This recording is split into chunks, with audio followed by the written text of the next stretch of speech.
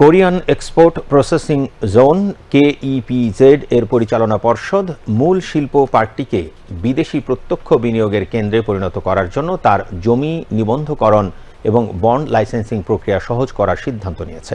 আজ রাজধানীর তেজগাঁওয়ে নিজ কার্যালয়ে প্রধান উপদেষ্টা প্রফেসর মোহাম্মদ ইউনূসের সভাপতিত্বে কেইপিজেড এর গভর্নিং বডির সভায় এই সিদ্ধান্ত নেওয়া হয়।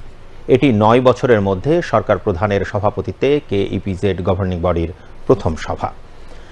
বৈঠকে ভূমি অধিকার, বন্দর ও শুল্ক, শ্রম আইন এবং বিনিয়োগকারী সহায়তা ব্যবস্থা সহ বেশ কয়েকটি গুরুত্বপূর্ণ বিষয় নিয়ে আলোচনা হয়। কমিটি যত দ্রুত সম্ভব কেইপিজেড এর কাছে অবশিষ্ট জমি হস্তান্তর সম্পন্ন, অনুমোদিত অর্থনৈতিক অপারেটর মডেল চালু, বন্ড লাইসেন্সিং প্রক্রিয়া সহজীকরণ এবং শ্রম আইন নিয়ে উন্মুক্ত আলোচনার সিদ্ধান্ত নিয়েছে। ক্ষমতার বিকেন্দ্রীকরণ এবং দ্রুত সেবা দেওয়ার লক্ষ্যে কমিটি সর্বসম্মতিক্রমে কেইপিজেডকে প্রধান উপদেষ্টার কার্যালয় থেকে বেজায় স্থানান্তরিত করার সিদ্ধান্ত নিয়েছে। এই পদক্ষেপগুলোর বৃহত্তর বিনিয়োগকারী প্রতিষ্ঠানের কাছে একটি ইতিবাচক বার্তা দেবে যে বাংলাদেশ ব্যবসার জন্য উন্মুক্ত। বৈঠকে অন্যান্যের মধ্যে প্রধান উপদেষ্টার বিশেষ দূত লুৎফে সিদ্দিকী, বিডা ও বেজার নির্বাহী চেয়ারম্যান চৌধুরী আশিক মাহমুদ উপস্থিত ছিলেন।